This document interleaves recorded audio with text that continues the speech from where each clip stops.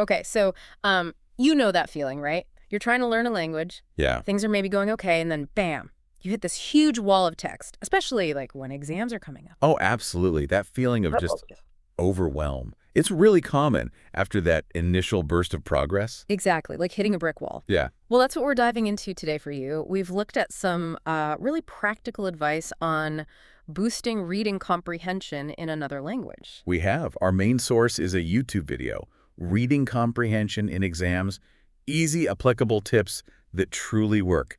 It's from the Jaime Espanol channel. Yeah, and it offers some really actionable tips for language students, specifically for the reading part, or as they call it, Comprehension e Interacción Escrita. Right, understanding and, interacting with what you read. So our mission today, pretty simple. We want to give you some solid strategies. The idea is to make reading in that new language feel less like a chore, less frustrating. And more like a skill you can actually build confidence in, navigate those texts more smoothly.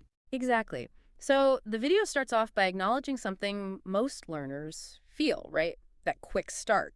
Yeah, you pick up the basics, pretty fast vocabulary, some grammar, and feels great. Like you're really getting somewhere. Those early wins are so motivating. But then you hit the longer stuff. The video mentions texts over like 2,500 words.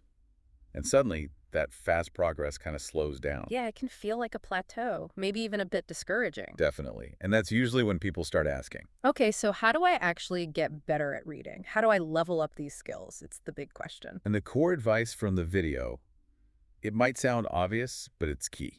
You just need to spend time reading consistently. More reading equals better reading. Makes sense. Like practice for anything. Exactly. But it's not just that you read, it's what you read. The video really stresses picking stuff that matches your level. Right. So if you're, say, A1 or A2, Yep. stick to simpler texts. Precisely. A1, A2, basic texts. Then B1, B2, you need stuff written for that level. And C1 learners should probably be tackling challenging C2 material. Why is that so important? Well, try reading something way too hard, like C2 stuff when you're B1, and you'll just get frustrated, You won't learn much. And too easy. You get bored. Doesn't push you. It ties into that idea of comprehensible input. You need stuff that stretches you just a little bit. Finding that sweet spot. Not too hard, not too easy. The video also mentions something about focusing too much on the exam certificate. Ah, yes. That can be a trap. If you're only thinking about passing the test, you might miss out on actually enjoying the process of learning and understanding through reading. Yeah, it becomes just about the grade, not the actual connection with the language or the content. Exactly. It can turn something potentially really rewarding into just a task. Okay, so read often, read at the right level, and try to enjoy the process. Got it.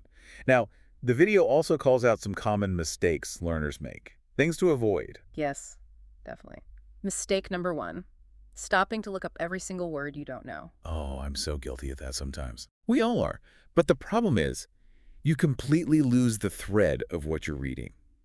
Your focus shifts from the meaning to just individual words. Right, kills the momentum. What's the second big mistake? Translating word by word in your head as you read. Uh-oh. Why is that bad? Because languages don't work like that, word for word. You end up with weird sentences, or you just miss the overall meaning. The video says it's like reading like a little kid, just sounding out words without grasping the information. That's a good way to put it, like focusing on the brushstrokes instead of the painting. Exactly. So what should you do instead? Okay, yeah. If we're not stopping constantly and not translating word for word, then what? The advice is read the whole text through first. Try to get the general idea, the main points, even with unknown words. Just push through. Push through. Try to guess meanings from context. Get the gist. This is super important practice for exams, too, because you won't have a dictionary then. Right. You got to train that skill of understanding even with gaps. Okay, that makes a lot of sense for exam prep. So moving on, the video gives some concrete techniques for studying at home. Yeah, practical stuff. One is about underlining and building vocabulary. Okay, how does that work? So as you read, you just underline words or phrases you don't know. Don't stop. Just underline. After you finish reading the whole piece, And you go back. you go back, write those underlined words down, and look them up. And then this is key. You reread the text with that new knowledge. Ah, okay. So you get the initial flow, then the detailed understanding, then reinforce it by rereading. I like that. Yeah, it helps you see the text in a new light. Plus, you're actively building your vocab list. Yeah. Very efficient. Cool. What about those really long texts, the 2,500 plus word monsters for B2, C1, C2 levels? They can seem pretty intimidating, Totally. And for that, the video suggests the division and parts technique. like breaking down a big project. Exactly. Think divide and conquer. You break the text down, usually paragraph by paragraph. Then for each paragraph, you do that same cycle. Yeah. Read it, underline the tricky bits, look them up, and reread just that paragraph. So tackle it piece by piece. Piece by piece. Once you've done that for all the paragraphs, you do one final read-through of the whole thing. Makes it much less overwhelming. Yeah, that sounds way more manageable than trying to digest a huge chunk all at once. Okay, what about exam strategies? Lots of listeners are probably focused on that. Right. Well, one interesting pattern the video points out, especially in advanced exams, Yeah. is that often if you have, say, 5 paragraphs and 5 questions, the answer to question 1 will be in paragraph 1, question 2 in paragraph 2, and so on. Really? That's quite a specific tip. It's not always true, but it's a common structure. It can give you a good starting point when you're under pressure. Might even happen in lower levels sometimes, too. Huh. Good to keep in mind. What else for exams? Summarization. Really important. How so? The video suggests 2 ways. Either summarize each paragraph as you go, or read the whole thing and then write one overall summary. Either way, it forces you to organize your thoughts and check if you really understood the main ideas. Right. It makes you actively process it, not just passively scan the words. Good tip. Now, beyond exams, just for general practice, the video talks about using resources. Yeah, basically get your hands on everything you can. Books, textbooks, magazines, online articles, anything that has reading passages and comprehension questions or exercises. Physical stuff, digital stuff. Doesn't matter. The key is the exercises that let you check yourself. Because those exercises let you see what you didn't understand. Exactly. Mistakes are gold here. They show you where you need to go back, reread, figure things out. They're learning opportunities, not failures. That's a good mindset. And the video compares rereading to rewatching movies. Yeah, or replaying video games. Yeah. Think about it. You watch a movie a second time, you notice things you missed, right? Totally. Little detail, foreshadowing. Same with rereading a text in another language. Your brain picks up more the second or third time. Words you glossed over might click. You get a richer understanding. That's a great analogy.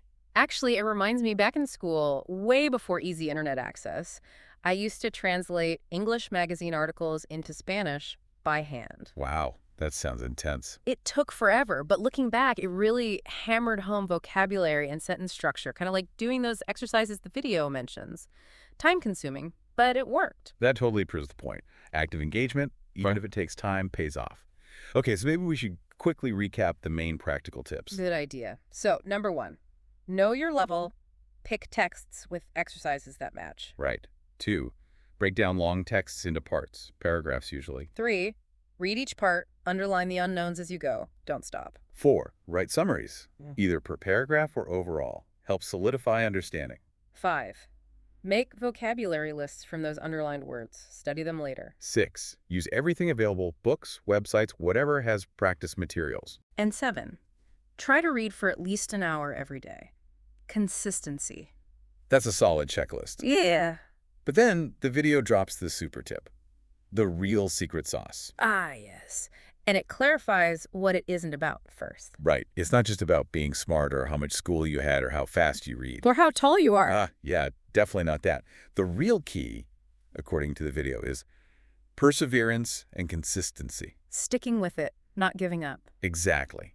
It really comes down to your attitude, Yeah. your mindset towards the whole thing. Yeah, if you go in thinking, this is impossible, or you make excuses, you're kind of limiting yourself from the start. Totally. You need to see the challenges as just part of learning.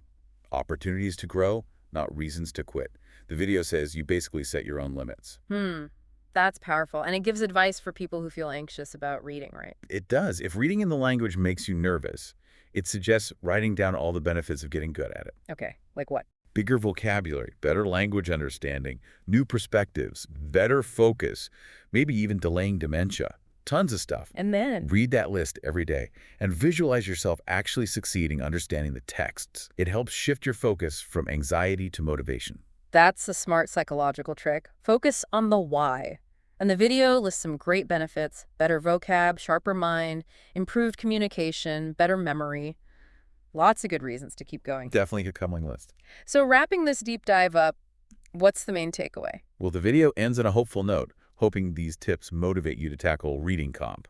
And it teases maybe looking at specific exam tasks later, like for DELE or Cambridge exams, Ooh, that could be useful for people prepping for those. We'll have to see. for sure. But for now, the big thing is just start using these techniques. Practice them consistently.